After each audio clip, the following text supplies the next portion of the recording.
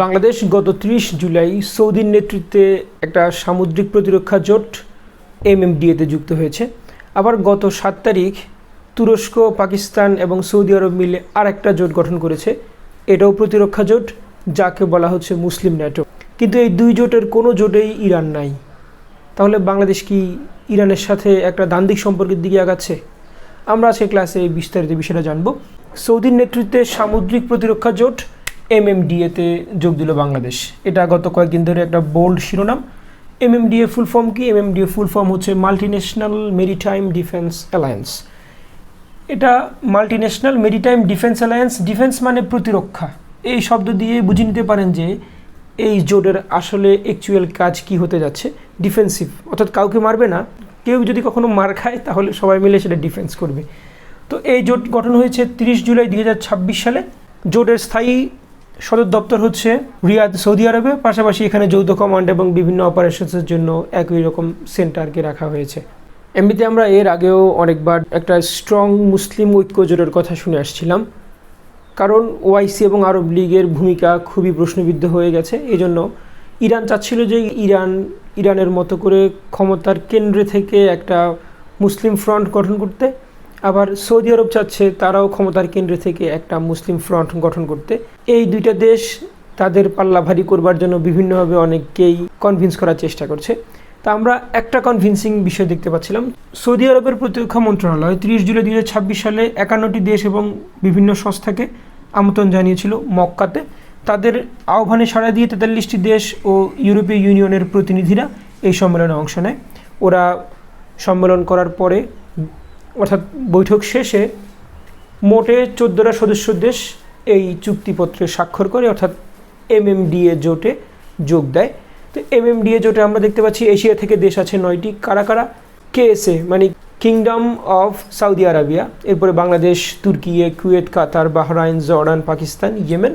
আর Africa থেকে 5টা দেশ আছে, মিশর, জিবুতি, সোমালিয়া, সুদান এবং কমোরস। আরও দেশ বাড়বে ক্রমান্বয়ে। দেশগুলো এখন জাস্ট একটা বিষয় কনফার্ম হওয়ার চেষ্টা করছে যে আমরা এই জোটে থাকলে আমাদের জন্য কতটা থ্রেট এবং কতটা সম্ভাবনা আছে, এটা জাস্ট একটু অ্যানালাইসিস করবে। এ ধরনের একটা বিষয় নিয়ে বাংলাদেশের বিভিন্ন তাত্ত্বিক এবং ভূরাজনৈতিক বিশ্লেষকরাও বাংলাদেশের অংশগ্রহণের সাথে বিভিন্ন সম্ভাবনাগুলোকে বিশ্লেষণ করার চেষ্টা করছেন। আমরা এখন এই ধরনের কিছু বিশ্লেষণ নিয়ে ফোকাস করব, যেটা আমাদের রিটেন কিংবা ভাইবা বোর্ডে আমাদেরকে হেল্প করবে। এই জোটটা গঠনের শুরু থেকে বেশ আলোচনায় আছে, কারণ হচ্ছে এটা একটা সেন্সিটিভ জায়গা নিয়েই এই জোটের প্ল্যান। আমরা মানচিত্র দেখতে পাচ্ছি, এখানে আফ্রিকা মহাদেশ। আফ্রিকা মহাদেশের উপরে যেই গোল অংশটা আছে এটা ভূমধ্যসাগর। আফ্রিকা মহাদেশের ডান পাশে এই অংশটা লোহিত সাগর। লোহিত সাগরের পাড়ে আছে আরব উপদ্বীপ। আরব উপদ্বীপের এই অংশে আছে বড় দেশটা হচ্ছে সৌদি আরবিয়া, KSA। আরব উপদ্বীপের নিচে এইখানে আছে এডেন উপসাগর। এডেন উপসাগর এবং এই লোহিত সাগরের মাঝখানে যে একটা লেনার টাইপের চিহ্ন দেওয়া আছে, এটা হচ্ছে আমাদের এই বাবেল মানদেব প্রণালী। এরপরে উপর দিয়ে এই অংশ যেখানে ভূমধ্যসাগর এবং লোহিত সাগরের মধ্যে সংযোগ দেওয়া আছে, এটা হচ্ছে সুয়েজ খাল। এখন মূল ফোকাসিং জোনটা হচ্ছে, এই জোটটা করার উদ্দেশ্য হচ্ছে এই রাস্তাটা যেন স্মুথ থাকে, অর্থাৎ এখানে যেই নৌ চলাচল বা পণ্য পরিবহনের এই কাজটা যেন খুব স্মুথ থাকে। এই জন্যই সৌদির উদ্যোগে এইখানে এই জোটটা গঠন করা হয়েছে এবং সৌদিও আহ্বান জানিয়েছে তাদের সাথে তাদের এই উদ্দেশ্যে যেন অন্যান্য দেশগুলো অংশগ্রহণ করে। বাংলাদেশ অংশ নিয়েছে। আমরা এই পথটা একটু বুঝি। আমরা প্রণালীর ক্লাসে এই বিষয়টা আর একটু ক্লিয়ার করেছি, আপনারা চাইলে প্রণালীর ক্লাসটা দেখে নিতে পারেন। এই জায়গাটা খুবই প্রয়োজনীয় আমাদের বিশ্ব রাজনীতি বোঝার জন্য।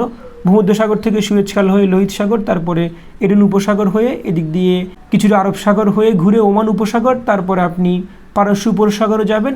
এখানে আর একটা সেন্সিটিভ প্রণালী আছে, সেটার নাম হচ্ছে হুরমুজ প্রণালী। এই রাস্তাটা খুবই সেন্সিটিভ হওয়াতে অনেক ধরনের ইন্টারেস্ট এখানে কাজ করছে। আমরা ফার্স্টলি যে বিষয়টা দেখব, এই জোটের লক্ষ্য কার্যক্রম হচ্ছে বাবেল মানদেব প্রণালী, লোহিত সাগর এবং এডেন উপসাগরে নৌ চলাচলের স্বাধীনতা নিশ্চিত করা।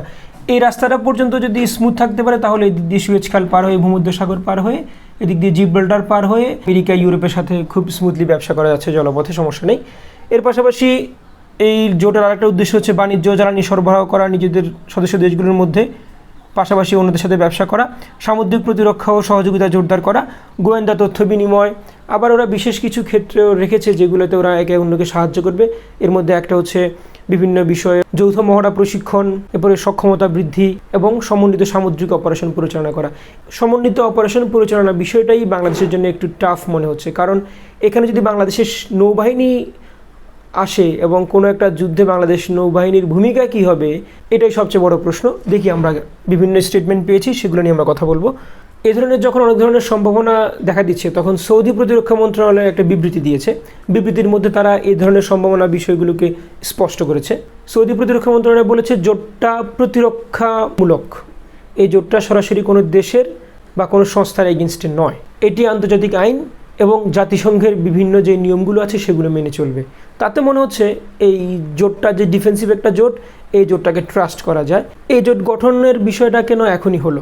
কারণ হচ্ছে মধ্যপ্রাচ্যের সৌদি আরব এবং কাছাকাছি থাকা দেশগুলো কিছুটা টেনশনে পড়ে গেছে একটা বিষয় নিয়ে, সেটা হলো ইরান এবং ইসরায়েল বা আমেরিকার এই যে যুদ্ধ, এই যুদ্ধকে কেন্দ্র করে মধ্যপ্রাচ্যের অবস্থা বেশ টালমাটাল। আবার ইরান সমর্থিত হুথি একটা যে গোষ্ঠী, এই হুথি গোষ্ঠীটা থাকে হচ্ছে ইয়েমেনে থাকা এই হুথি গোষ্ঠীরা গত কয়েকদিন আগে সৌদির কয়েকটা জাহাজে বোম্বিং করেছিল। তখন সৌদি আরব চিন্তা করলো যে যুদ্ধ করছে ইরান বা অন্যান্য স্টেক হোল্ডাররা, এখন আমরা তো এই যুদ্ধে নেই, আমাদের যে গতিপ্রবাহ সেটা কেন স্টাক হয়ে গেল? এই স্টাক হয়ে যাওয়া গতিপ্রবাহটাকে স্মুথ করার জন্য সৌদি আরব চিন্তা করলো একটা জোট গঠন করি, এবং জোটটা হবে প্রতিরক্ষা জোট, যেটা কাউকে মারবে না, কিন্তু সবাই মিলে একটা সমন্বিত প্রতিরক্ষা ব্যবস্থা এখানে আমরা জোরদার করব।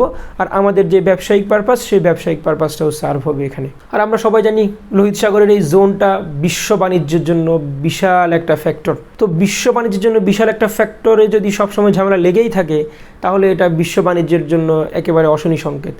বিশ্ব বাণিজ্যের জন্য সবচেয়ে ভালো জোনগুলোর একটাকে যেন স্মুথ রাখা যায়, এজন্যই সৌদির নেতৃত্বে এই প্রতিরক্ষা জোটটা গঠন করা হয়। এখন আপনার প্রশ্ন, বাংলাদেশ কেন এই জোটে যোগ দিল এবং বাংলাদেশ কি ইরানের বিপক্ষে চলে যাবে এই জোটে যোগ দিয়ে? কারণ ইরান তো এই জোটের সদস্য না। তো এই বিষয়ে আপনাকে নির্ভর করার জন্য আমাদের পররাষ্ট্র প্রতিমন্ত্রী শামা ওবায়দের একটা স্টেটমেন্ট আছে এই বিষয়ে, সেটা আপনাদেরকে বলছি। আমরা এই অঞ্চলে স্থিতিশীলতা চাই, শান্তি চাই। তো আমরা যদি স্থিতিশীলতা চাই, শান্তি চাই, তাহলে আমরা এই অঞ্চলে স্থিতিশীলতা বা শান্তি প্রতিষ্ঠার জন্য ভূমিকা রাখবো। আর আমাদের কাছে মনে হচ্ছে এই ভূমিকাটা আমরা MMDA জোটে যোগ দিয়ে রাখতে পারি, এবং সে কারণে আমরা যুক্ত হয়েছি। এর পাশাপাশি আমাদের আরও অনেক ভূরাজনৈতিক বিশ্লেষক বা বিশিষ্টজনেরা বিভিন্নভাবে এই বিষয়টাকে ইতিবাচকভাবে ব্যাখ্যা করেছেন। আমরা সেই বিষয়ে দিয়ে একটা কথা জানবো। তার আগে বাংলাদেশ সরকারের একটা স্টেটমেন্ট আছে এই বিষয়ে, সেটা একটু বলি। আঞ্চলিক শান্তি ও স্থিতিশীলতা রক্ষা এবং লোহিত সাগর দিয়ে নৌ চলাচলের নিরাপত্তা রক্ষার স্বার্থে বাংলাদেশ এই জোটে যোগ দিয়েছে। এটা হচ্ছে আমাদের বাংলাদেশ সরকারের এক ধরনের বিবৃতি। এছাড়াও বাংলাদেশের প্রধানমন্ত্রীর পররাষ্ট্র বিষয়ক উপদেষ্টা হুমায়ুন কবির বলেছেন, এটি সৌদির সঙ্গে বাংলাদেশের কৌশলগত সম্পর্ক রক্ষা এবং হুথিদেরকে মোকাবেলা করার জন্য একটা বিশেষ ধরনের উদ্যোগ। তার মানে বাংলাদেশের ওই যে পশ্চিমমুখী যেই একটা ব্যবসায়িক পারপাস, এই ব্যবসায়িক পারপাসে হুথিরা কিন্তু এক ধরনের বাধা হয়ে দাঁড়িয়েছে। এই বাধাটাকে ভালোভাবে মোকাবেলা করার জন্যই বাংলাদেশ এই জোটে যোগ দিয়েছে বলে এই প্রধানমন্ত্রীর পররাষ্ট্র উপদেষ্টা বলেছেন। আর বিভিন্ন বিশ্লেষকরা বলেছেন এটা বাংলাদেশের একটা প্রতীকী কিংবা একটা কূটনৈতিক কৌশলগত উদ্যোগ, যে উদ্যোগে আমাদের জন্য থ্রেট কম কিন্তু আমাদের জন্য সম্ভাবনা বেশি। যেহেতু বাংলাদেশের যে রপ্তানি বাণিজ্যের প্রায় প্রধানতম বাণিজ্যই এই জলপথ দিয়ে হয়, তাহলে এই জলপথ রক্ষা করবার দায়িত্ব বাংলাদেশের উপরও পড়ে। সেজন্য বাংলাদেশ এই জলপথ রক্ষা করবার জন্য বা এই জলপথের জোটে বাংলাদেশ যুক্ত হয়েছে। এখন আপনি আমাকে প্রশ্ন করতে পারেন, এই যে বাংলাদেশের যে সৌদি আরবের সাথে এত গলায় গলায় খাতির হয়ে যাচ্ছে, এটা কি ইরান ভালোভাবে নিচ্ছে? ইরান কিভাবে নিচ্ছে বা নিচ্ছে না সেটা এখনও ইরান প্রকাশ করেনি। তবে আমরা ধারণা করছি ইরান এখানে এত বেশি ডিসহার্টেড হওয়ার কিচ্ছু নাই।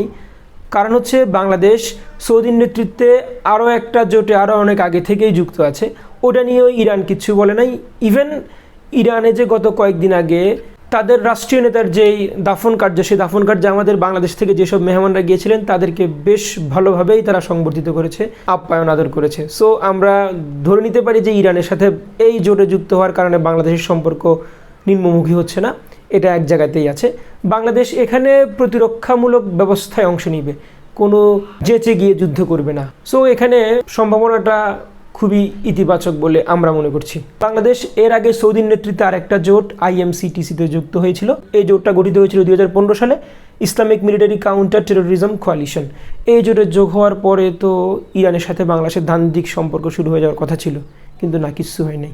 সো আমরা আশা করতেই পারি যে বাংলাদেশের সাথে ইরানের যে একটা ভালো সম্পর্ক আছে, এই ভালো সম্পর্কগুলোতে কোনোভাবেই বাংলাদেশের এই অবস্থানটা প্রভাব ফেলবে না। তবে এখানে একটা থ্রেটের বিষয় হচ্ছে, ইরান সমর্থিত হুতি কিন্তু এই রাস্তাটাতে ঝামেলা করতে করতে কখনো যদি বাংলাদেশের এগেনস্টে বা বাংলাদেশ ওদের এগেনস্টে কিছু একটা করে বসে, তাহলে এই ক্ষেত্রে হয়তো এক ধরনের নেতিবাচক প্রভাব পড়তে পারে এই সম্পর্কে। বাংলাদেশ বারবারই বলছে এ ধরনের কিছু হবে না, কিংবা সৌদি প্রতিরক্ষা জোটের যে বিবৃতি, সেই বিবৃতি দিয়েও এই ধরনের কিছু হওয়ার সম্ভাবনা খুবই ক্ষীণ। আমরা দেখি ভবিষ্যতে কি হয়, পজিটিভ কিছুই হবে ইনশাল্লাহ। পাশাপাশি ইসলামী দেশগুলোকে নিয়ে ইসলামী জোট বা ইসলামিক ন্যাটো বা মুসলিম ন্যাটো বলে একটা সংগঠন গড়ে তুলবার কথা বলা হচ্ছিল। অর্থাৎ নেটো যে সিস্টেমে প্রতিরক্ষা ব্যবস্থাটাকে জোরদার করেছে, মুসলিম দেশগুলো প্রতিরক্ষা ব্যবস্থাটাকে জোরদার করবার জন্য এই ধরনের একটা জোট গঠনের উদ্যোগ নিয়েছিল। 2000 সালে পাকিস্তান এবং সৌদি আরব এই দুইটা দেশ নিজেদের মধ্যে একটা প্রতিরক্ষা চুক্তি করেছে। এটা যদিও নেটোর আদলে, তারপরেও তখন এটাকে কেউ মুসলিম ন্যাটো হিসেবে সরাসরি বলেনি, তারপরেও ধারণা করেছিল যে মুসলিম ন্যাটোই হতে যাচ্ছে। গত 7 আগস্ট 2026 সালে এই জোটে তুরস্ক যোগ দিয়েছে। তুরস্ক যোগ দেওয়ার পরে মুসলিম ন্যাটো গঠন করার সম্ভাবনাটা বেশ পাকাপোক্ত হয়েছে। আমরা দেখি অদূর ভবিষ্যতে কি হতে পারে। তাহলে আমরা এখন মুসলিম বিশ্বের প্রভাবশালী দেশগুলোর বর্তমান রাজনৈতিক হালচাল নিয়ে যেই কনসার্ন, সেই কনসার্নটা একটু জানলাম। আমরা চোখ রাখবো আমাদের এই পেজে, ভবিষ্যতে যদি মুসলিম ন্যাটো গঠন করা হয় কিংবা মুসলমান দেশগুলো বা অন্যান্য দেশগুলো যদি এই ধরনের কোনো একটা পার্সপেক্টিভে এক হয় বা বিভেদ দেখা দেয়, আমরা সেই বিষয় নিয়ে কথা বলবো। আবার কথা হবে। আসসালামু আলাইকুম।